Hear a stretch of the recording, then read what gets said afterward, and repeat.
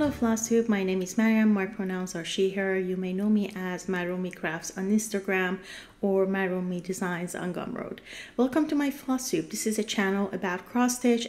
Before anything, I want to thank all my new subscribers. I had an uptake in this past month of a number of subscribers, so thank you and welcome. And for all who came back, thank you for coming back. I really appreciate it. So today we have some finishes, some webs, and then we're going to go into plans, and then at the end I have a little bit of happy mail and investment to share with you. Okay, so let's get going. Let's just start with finishes. I don't have any fully finished objects, so we're going to go straight into finishes. First finish is Ornate Pomegranate by NightSpiritStudio. This was a small pattern, has a lot of details even though it's really small, and there are like a limited number of colors in there. I stitched an 18 count Ada that I over dyed myself. This used to be yellow. You have like a little bit of like a resemblance of it, but then I over dyed it, and now it has like this mottling of navy and black. It's still a stiff Ada, but it was workable. And I used my leftover threads. These are all like mystery leftover threads that I had from other projects, from you know, kits that I had, and also a mystery thread bag that I bought, and none of them had like labels, so I really don't know what they are, but they work, right? They look pretty, especially I like the effect of this, the variegation of this thread that I use for the border. Right, so yeah, Ornate Pomegranate. I intentionally like worked on this because of winter solstice and the symbolism of pomegranate. Yeah, I love it. Next is Cross Patch by Pixie Pixel Stitches. This was a sale started by Stitchery, and it runs through the whole, I think, month of December. I started sometime in December. I was not really thinking that I can like finish it because I had like these other plans and other projects to work on, but I started working on it and I really liked it. I like all the like little motifs. Like, look at this border, it has tiny flowers and mushrooms, stars, moon, like it's so cute. I stitched this on 18 count Ada from Picture This Plus. The color is Barnwood, and I use my own sulky conversion. This is not really shade by shade conversion, and I went with colors that actually called to me most. Some of the colors are close to what it was called for, but majority of them are not, and I'm happy with it. I know there is like not a huge contrast between like the colors, and some of them actually melt away in the background, but I don't mind that. Actually, it has like this really soft effect, and you have to be really close to it to actually see it. When you look at it in person, you actually see all the details, so I love that. I have one more finish, but I cannot really share it with you in this video. Actually, this is the second time I'm recording this. Fingers crossed the sound is good in this one. Last time my kitty was walking by the mic and disconnected the mic, so I ended up with I batch filmed 3 videos and ended up with no sound. So here we go, round 2, right? So yeah, so even in that video I shared that one of the videos that I will record today is the introduction of this new pattern that I designed, and one of the finishes that I have today is the model that I stitched for that design. So we're gonna wait for that, right? It's coming really soon. It's gonna be released on January 1st, so you don't have to wait for it that long. And just give you like a hint of the back. You see that this is the fabric, because I just want to let you know that the fabric is amazing. So yeah, I stitched it. You see, like this, I just stuck it in this just so I can have a way to hold it up and show it. This is not the way I finish it, of course. So yeah, so the fabric is 20 count Ada in Sugarlit, dyed by Jessie from MislaidPages. Their fabrics are fantastic. They have some of this fabric is still in their shop, MislaidPages. I will leave all the links to all the shops and anything I mentioned down below, so you can just go and check it out. Yeah, so the shop still has some of the fabric, but not in Ada, not in 20 count. I think there are some 40 count left, and some, if I'm not mistaken, 32 or 36 count are left, but none in Ada. So yeah, it's beautiful. There are other fabrics that will work for this design. When I share it in their own video, you'll see why it actually works.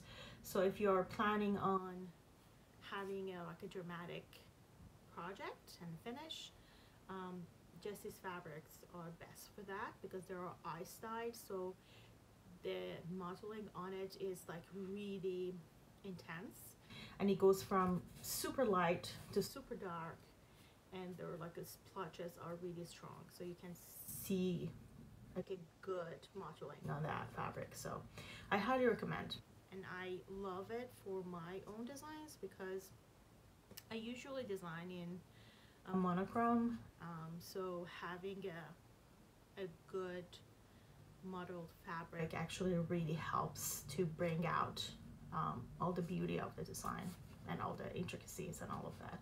So it helps it a lot, bottom line. Right, so enough of that. I can't share anymore in this video. I'm gonna actually record the introduction right after I wrap up this one. Right. Okay, so these are my finishes. Now let's talk about whips. So first whip that I'm gonna share with you is Flower Sampler. This is it's not a cover photo, but it's like the one-page version of the chart, and I don't think you can really do anything with this. So I'm using it as cover.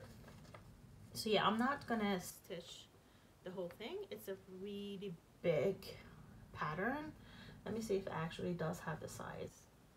So it's 267 by 383, so it's large. I'm not planning on stitching the whole thing. I'm actually just stitching this framed bouquet here. That's it. And I chose a few, like 4 random sulky threads that I chose from my stash. And the fabric is 18 count fabric flare. So this is like a printed fabric.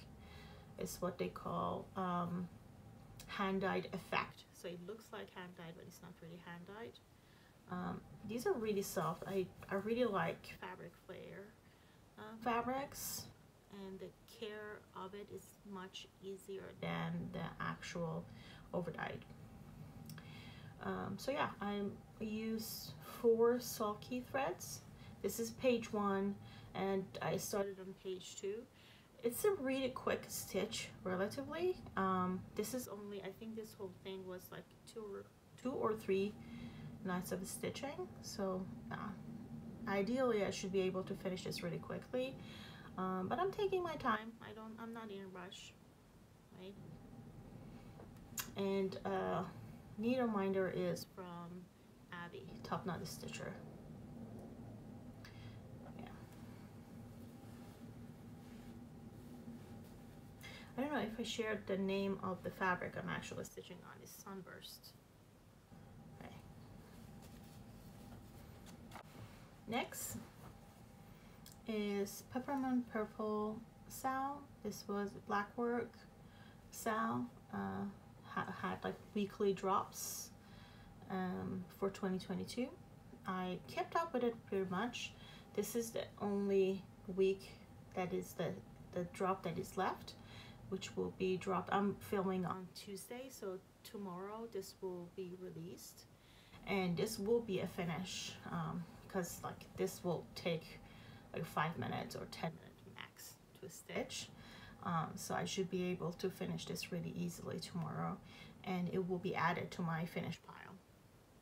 I stitched on 16 count Ada in light coffee. I had a lot of light coffee. I still do have a good amount of light coffee in my stash. I had like one piece of 16 count, which I used for this, and then various pieces of 18 count. It's a really nice color. It's a really nice warm tan color that I like stitching on. So I used 2 different sulky threads. Border is Admiral Blue, and the middle is Primaries. Yeah, I'm actually doing the sale for 2023 as well. I started stitching. I'm going to share it in a minute. I started stitching the border and layout, so I'll be ready for the weekly drops. Next is Tetris by Jordan Nasser. A couple years ago he had a class or released this like intro to Tetris pattern that people use to get to know, you know, try out Tetris basically. So I'm actually stitching that. There is no cover photo. I actually will insert the cover photo here.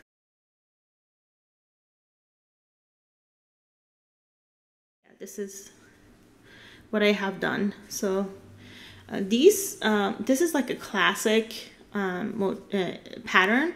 Usually is stitched on a front of a dress. This is the neckline. That's what I'm stitching now.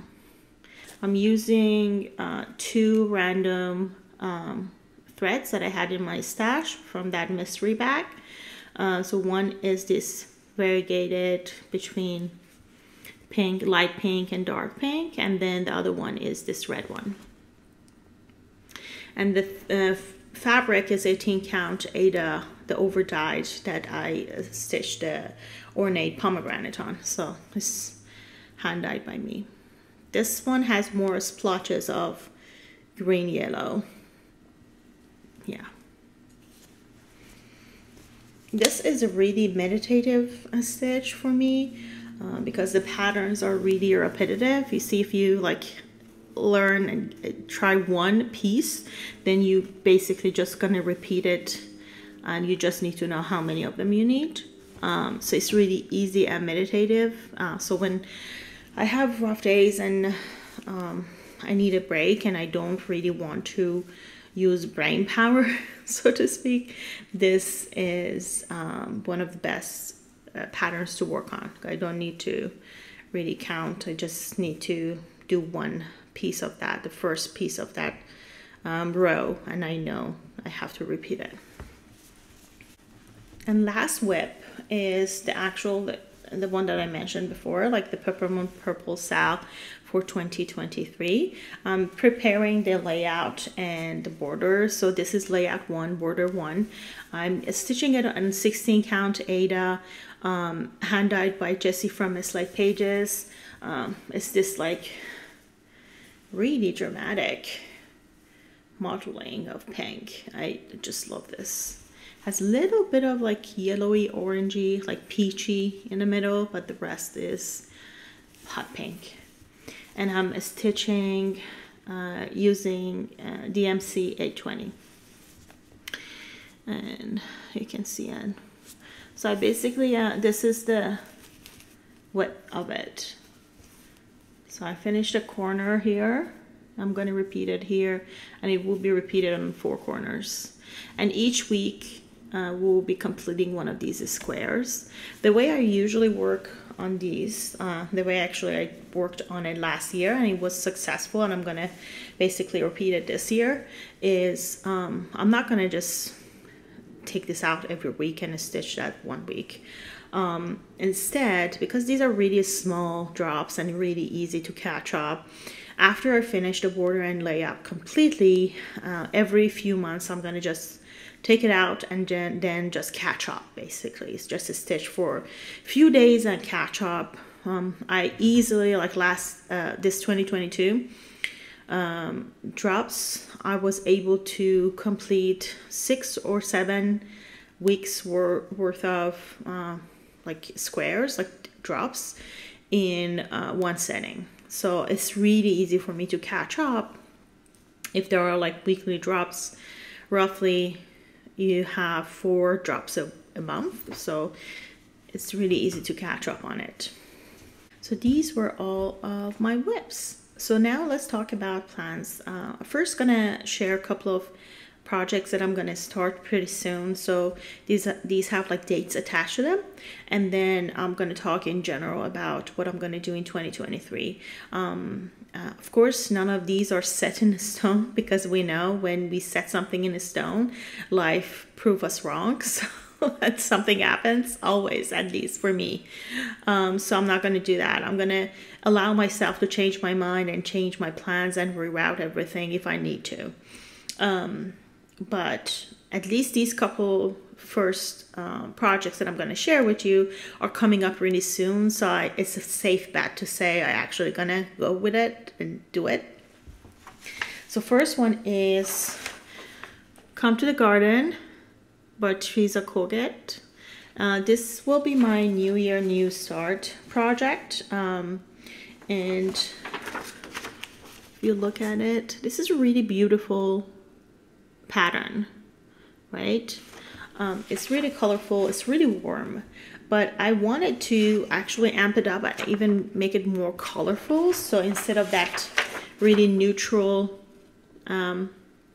fabric that this model is stitched on, I am planning on stitching it on this. And yes, this is true to color. That's exactly what it's looked like. It's very blue. It actually makes my camera go crazy because it cannot adjust to the color. But yes, it's a really bright blue color. It has a little bit of mottling of pink and purple in the middle. This used to be a really ugly light blue with a strong, like big splotches of pink in the middle. But then I overdyed it with some blue, and this is the result, and I'm now happy with it. So yeah, I'm gonna stitch on this, and I have adjusted my colors, like the called for colors, based on the fabric I chose, because I want to make sure that they show on this fabric, right? So it's my conversion is sulky conversion.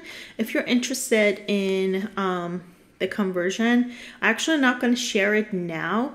I'm going to start stitching this project, and then I see how it goes, because I want to know and make sure that the colors are actually show up on my fabric when I have it all sit, you know, and feel comfortable with that. Then I might share it at some point in future. But yeah, it's beautiful. This will be my New Year, New Start. So technically we will start in 2022, because I start stitching on New Year's Eve, not New Year's Day. But because I usually stitch past midnight, technically my stitchy session will end in 2023. So I say it counts, right? Next up is my birthday start. My birthday is on January 4th, so it's pretty soon after New Year. So I'm planning on starting a sale and a challenge in a way. So here's the announcement.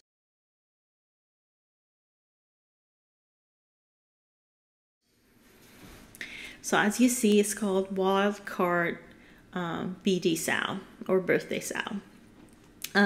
So I'm challenging everyone to play with colors for this for my birthday. So this is how it works. You pick a pattern from your stash. My suggestion is to go with a pattern that has few, not more than 10 ideally colors in them. So you need to count how many colors you actually need. So then when you know how many you need, you ignore the color palette completely. You don't look at it, none. You just ignore it altogether.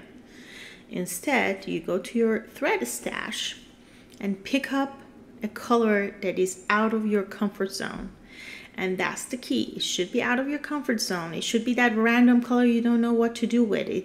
The one with that strong variegation that you don't know if it works with anything. That random bright color that you got in a box or someone gifted to you. Something that you don't know what to do with, right? So you pick that thread and then you base your color palette on that color. So you build your palette around that weird, that wild card, that too bright, too strange, too random of a color that you have, okay? How it goes. So if you're not really familiar with how to play with colors, this might be a really big challenge. So I'm gonna give you a few tips. I love playing with colors. If you know me, you know that I rarely go with called for colors and fabric. None of the things that I usually do, unless it's like a pretty lady that I have like one of, or it's full coverage, which is really difficult to go on a whim and do whatever you want with. Unless it's one of those, I go with what I feel like. So it might be similar colors to what is called for, but it rarely is what is called for, right?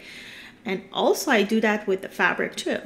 So I look at the pattern and I feel like, oh, I wonder what it looks like on this or that color, right? So I do that all the time. So I want to challenge you, especially if you're not really comfortable with doing that, to go ahead and do it, right? There is no harm in trying that, no harm. So here's how it goes. If you want to pick something that is really harmonious, if you want your pattern to look really harmonious, you pick colors that are in neighboring or same color family of your wild card. So let's say you pick a hot pink thread, okay? Everything from white to really, really dark red, almost black, are in the same family as that hot pink that you have, right? Because all of it in the base is a mixture of white and red, okay? So it's the same color, essentially. So you can easily use those colors together. The other way you can go about it is use color wheel. So if you look at the color wheel, you find your color in that color wheel, and you either look at the neighboring colors on either side of your thread color, or you look at a cross color, so the opposite side of that color that you chose on the color wheel, right? So either they go together or they're contrasting each other. If you choose the contrasting kind, which is the colors that are opposite on the other side of the color wheel, you have your color pop. So you have a stronger effect. It's like in your face because they are opposite of each other, right? If you pick colors that go together, that are neighbor or from the same family of colors, you have a really soft, more palatable and kind of like pattern at the end. So your eyes will go through the pattern without jumping across, right? You know what I mean? Because when you have the opposite, your eye will jump from point to point because it's dealing with the contrast. But if you have things that are harmoniously like close together in color and shade, your eye will move across that pattern easier and with more comfort, right? Okay, so that's how you play with colors. That's just a starting point. At some point, when you get comfortable, you can just throw all of that away and just go with what you feel is right. That's what I do.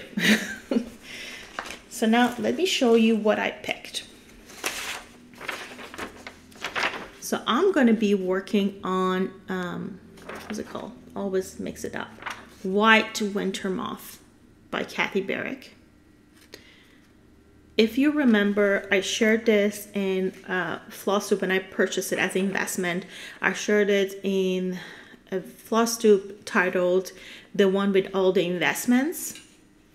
And as soon as I saw this and I shared it with you, I said, I wonder if I can put this on a different color, right? If you remember, or if you look back. And the first color that popped in my mind was pink. And then blue, but pink. So I'm going with that instinct in this case. All right, so this is the pattern, right? And you see that it's on this really light, almost neutral yellow fabric. And these look black, but they're not really black. There are various shades of green and a white, and there is like a little pop-up yellow, right? Okay. This is the fabric I chose. This is Color and Cotton Rosewater.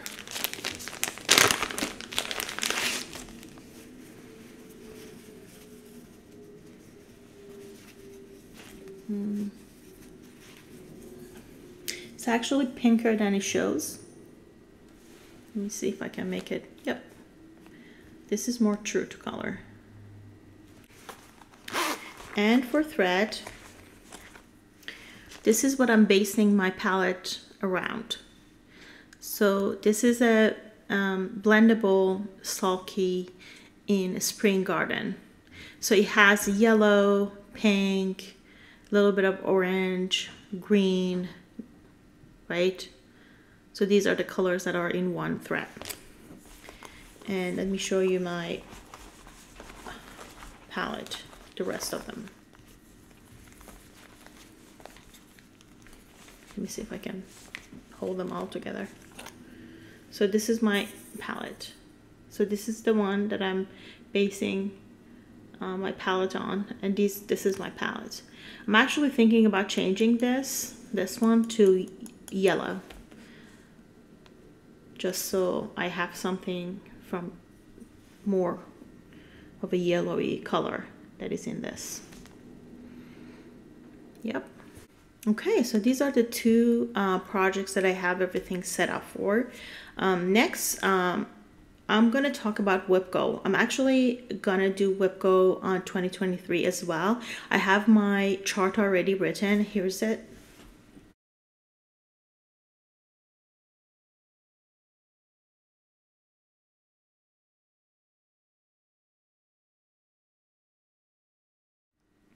So if you see, there is no actual project named in any of those boxes for this year. So that's a departure from what I had in 2022. 2022, I did WIPGO for the first time. It was really successful up until October, and then everything went out the window because I was planning on doing other things, and I did tons of other things. So I didn't keep up with WIPGO anymore. For 2023, I'm planning on changing it up a little bit, so hopefully that will be helpful when it comes to making it easier to stick to it, and also it gives me more freedom to work on more projects and interpret the prompt in a different way each time.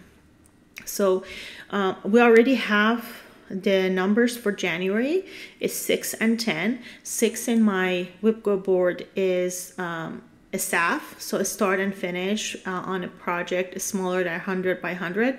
I haven't chosen that yet, but I have plenty of magazines and also small patterns that are available in my stash. So I'm gonna just pick one of those and stitch that, so that's easy.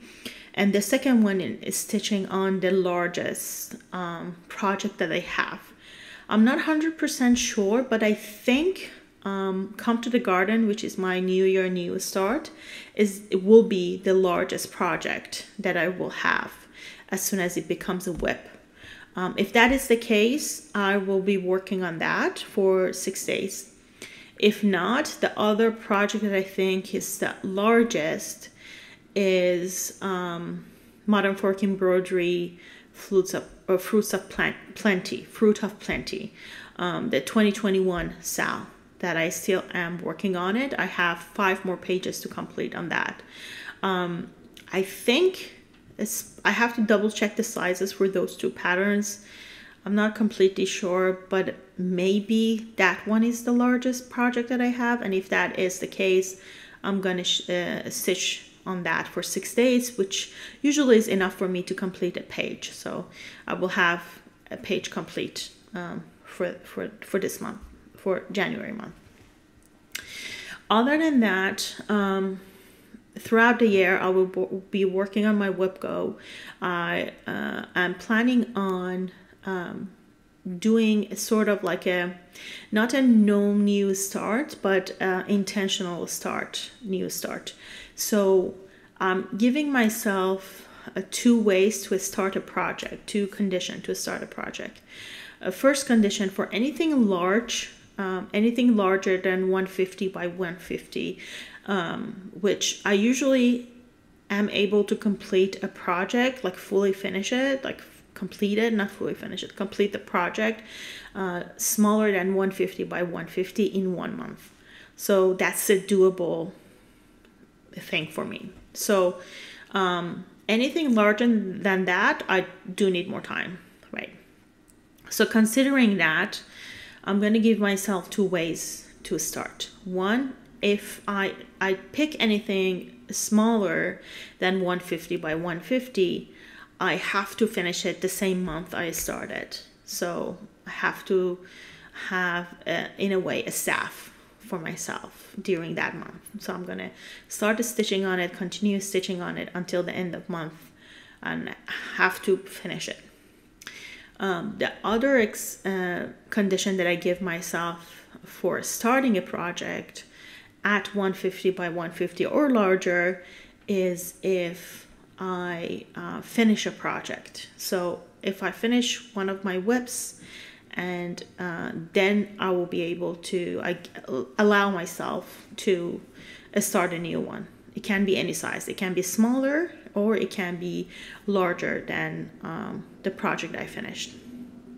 So these are the only 2 ways that I'm going to start a new project in the 2023, mainly because I don't want to pile up a lot of WIPs without actually finishing them, because finishing is really satisfying to me, so I don't want to miss out on that. The only other exception to this is model stitching, because I model stitch. If I model stitch my pattern before release, it will be done by me, and mainly it's done as part of the designing process. So I want to make sure that I take my time, I work on it, and I pay attention to the pattern while I'm stitching it. So it's part of the process for me. So that's the only other way that I allow myself to do a new start. The other thing that I want to be mindful of in 2023 is my purchases. So I don't want to say I'm going on a no buy, because that's not realistic. I'm relatively new to the hobby and I'm just getting into it, and I usually, when I get into it, I really want to collect all the things and buy all the things. And I know a lot of people have gone through that phase in 2020, but I was not stitching in 2020. I started stitching in December of 2020, so I don't have like a huge stash. I have a good stash, like it's not a small by any means. I have a good number of threads, good number of variety of fabrics. I stitch on 20 count and 18 count mainly, and I have enough 20 count and 18 count to last me a long time. and of various of colors, and also I over dye as well. So I have a few pieces that are like really neutral colors, and if I decide, I can over dye those and get other colors if I want to. So yeah, so that's my plan for 2023. Now I'm gonna share a little bit of happy mail that I received, and also investment. I don't have a lot of like investment to share with you this time, but I'll share what I purchased. Okay, so first I received, like it was I think a day or a day after I actually uploaded my last Flosstube, that I received a package from Anna Aguayo from PeruvianFlair on Etsy. She is so kind. I started this journey of designing actually inspired, one of the people that inspired me was her, because she took inspiration from her culture and background, and that was really interesting to me, and I felt like that was something that was missing, and I was really glad that she felt that gap, and I wanted to do the same when it comes to my heritage and my background. So yeah, I was inspired by her by most part. So she sent me a kind of slow package with a note. There was this bag in it with this little handmade strawberry and this little lipstick holder. These like decorative like wooden things that I actually turned them into needle minder. So now I have like a whole bunch of like 4 hearts, and then these little ones that says, this one says darling, this one says gorgeous, and this one says sweet.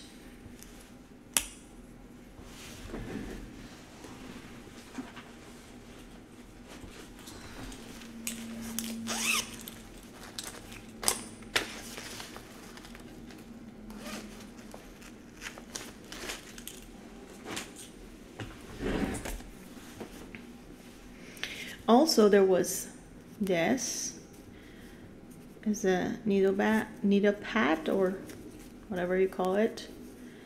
It's handmade, hand stitched. There was a cross stitch on it, and then just look at this. These are all hand stitched, and this is hand stitched. So there's a felt in it and a few needles. This is like beautiful, right? And then she sent me a few pieces of fabric as well. It can be used in a really small pillow, or what I'm gonna do with it is actually I'm gonna coat it and turn it into a project bag, like a backing of a project bag. And then also included a couple of these little kits for keychain. Has the fabric, the threads, and the keychain is in there.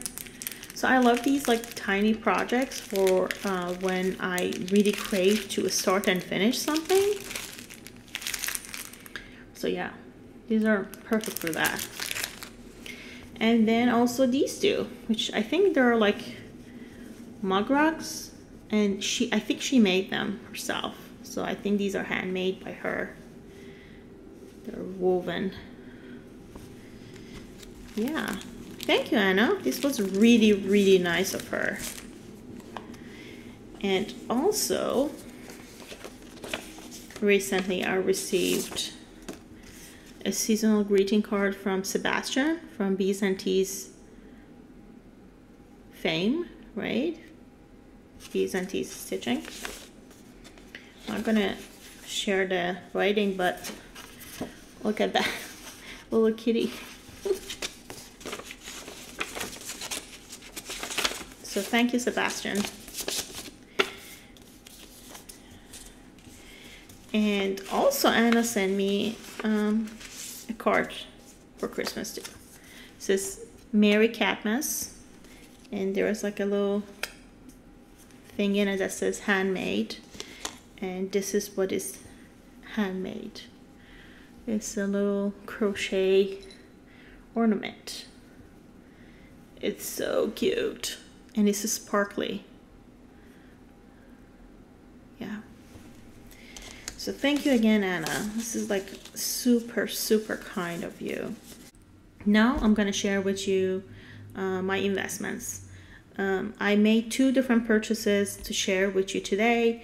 One I blame completely on Sheila from Sunshine Stitchers, and EJ too, because they were going back and forth talking about it. I know EJ, I posted this on Instagram, and she said that she's not going to take the responsibility for that, but I totally blame her too, because they were going back and forth discussing it and pointing out different things that are how amazing this item is. The item is these scissors. So it's Karen K. Buckley 4-inch scissors. You can find them on Amazon. Sheila said that this has been like her favorite scissors for ages, and she just retired the one that she had for years and just got a new one. So these are serrated, and the tip is so thin. This is best, and Sheila said this is what she uses for frogging if she want to cut out the threads. Because the tip is so thin and sharp, it's the best for that, and I think that this will be good for that too. And I'm glad that it does have a cover, because I don't want to damage the tip. So it goes in just like that. So if you go on Amazon, these are I think the one that I bought was $15, and I bought 2 pairs of these scissors. And be really careful, because the same, like Karen K. Buckley has 3 sizes of scissors for different purposes. They all says these are like perfect scissors, but the sizes are different, and you can tell based on the color of the handle. So this one, green one, is the 4-inch one. She has a pink and I think an orange or yellow. So those are bigger ones. So make sure that don't go by the color. Don't say like, oh, I like the pink one better. So read the detail, because I was making the same mistake. I almost went with the pink one, but then I read the detail. I realized that one is big, and this is the size you need. This is the 4-inch one. So yeah. The other purchase that I made was from Garon Stitchery. So they had a good sale for holiday season, also because they're moving to Alabama. They wanted to basically get rid of majority of their I mean, it makes sense not to move all their shop, right? So instead they had a sale, and wanted to take advantage of that. So I purchased 5 pieces of fabric because they were all 15% off. So this one is Fiber on a Whim in cocoa. These are all 18 count Ada, and the size is fat quarter. So here's cocoa, and you know the drill. My camera shows everything washed out, so you can imagine that this is actually browner than what you see. It's a little, let me see. No, I can't make it. This is close to what it actually looks like, but still this is washed out. Next is again Fiber on a Whim. This one is Hazelwood. Again, this is 18 count Ada. Again, this is washed out. It's more the tan is more like brownie. It has more warmth in it. For some reason, my camera makes it washed out and more cool tone, but it's not that cool tone. And there are like splotches of green in it. Next, another Fiber on a Whim. This one is Ivy.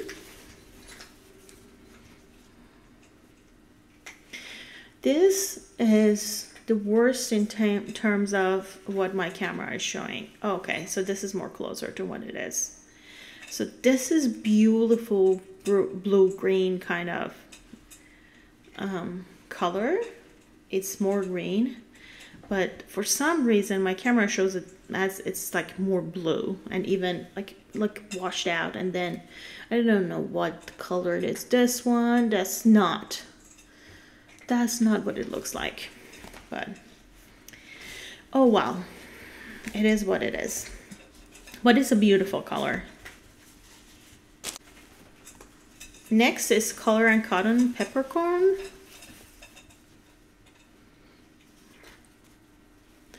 This is a beautiful kind of like darker grayish kind of color. So it's gray, but it has mixed in like a warm tan in it. Of course, my camera is not picking up on it, but oh well. We try, right? We try.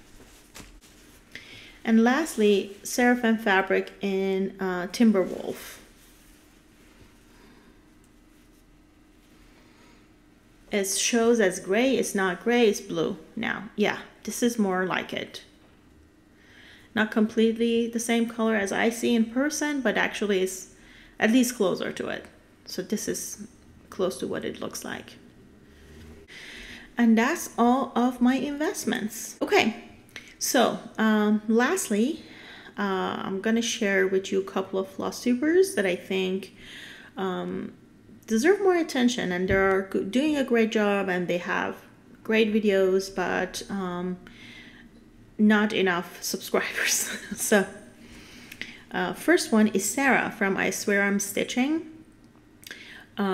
She has, I love her vibe in general. Yep, we have a visitor. Hopefully he has not detached the mic. Okay. So yeah, first is Sarah from I Swear I'm Stitching. I love her vibe. She's really laid back. This Christmas season, she has been opening advent calendar, and I really enjoyed that for sure. I also enjoy her approach to her like a stitching. If she doesn't like a you know, a pattern that she receives them in a box or anything, I've seen other like Flosstubers like open the box and I can tell they're not really thrilled, but by the pattern, maybe it's not their style or anything like that, but they save face. They say, well, you know, I like this part of it or whatever, right? But you can tell they're not really into it. She's not like that. If she opens it and she doesn't like it, most likely she will offer it up for giveaway, like right on the spot. Like she's like, well, I'm not gonna stitch this, so if anyone wants it. So I love her vibe in general. She's really laid back. I really enjoy watching her videos. The other person that I want to suggest is Rose from Rose Clark Craft on Flosstube, and she is a designer as well, so you can find her on Etsy as well. She has this like series of medieval animals that she has like based on like paintings in medieval times. I mean, talking about weird creatures, I mean, that's weird for you. I'm a fan of weird creatures in general. I'm coming up with the whole collection of them for 2023. I'm going to introduce that. This is like a little hint for you of what's to come. So I'm going to share more in my Flosstube Extra when I introduce my new pattern. But I'm coming up with the whole like collection of weird and wonderful that is based on Persian rug, like it's strange and wonderful creatures that are featured in Persian rugs. She has found some really weird painting of animals in medieval paintings. So she has charted them, and she has other patterns as well in her shop. So I like her vibe as well. She's a no-nonsense person. I love her approach, and she had a little talk in one of her most recent episodes about mental health and how we approach stitching. Sometimes people try to replace actual therapy and care with the stitching, and they say it's like helps them or it's their therapy. and why it's not okay to say that. So I really love that as someone who's like a mental health counselor by profession. That's what I do on my daytime. That's my daytime job. I really appreciated her view on that sentiment. Yeah, so give both of them a try. Check them out. I will leave everything that I mentioned, including their links, down below. So there are plenty for you to check out. Okay, other than that, this is it. I hope the sound is recorded and this is good quality so I can actually publish it this time. Right, I don't want to record this all over again. Nope. Yeah, so you're gonna hear from me soon. I have a couple more videos coming up, one before the start of New Year, and then my announcement on New Year, on 1st of January. So the next video that I will be recording this week, which probably going to be recording like right after this video, it will be my finished braid, because I already shared my webs in my last video. So I'm going to just share my finishes for 2022, which includes all my cross stitch finishes plus my diamond painting finishes for 2022. And also my announcement will be the announcement for my new pattern plus the new collection that is starting in 2023. I don't want to set a date for like when and how I'm going to finish that or wrap it up, because I'm just starting, and so I'm going to just keep it open and go with the flow and how my inspiration, where my inspiration takes me. But I have the first installment ready to be published on January 1st. So I personally look forward to that. I hope you're looking forward to that as well. Other than that, I hope you're enjoying your last days of 2022 and is kind to you. I know we just wrapped up majority of, not all, of the holiday events that are happening in 2022. I'm hoping that 2023 is a good year for all of us. Better year all around, for in a professional way and a personal way and a crafty way, but also a year that we care more about ourselves and other people around us. All right, happy stitching everyone. Bye.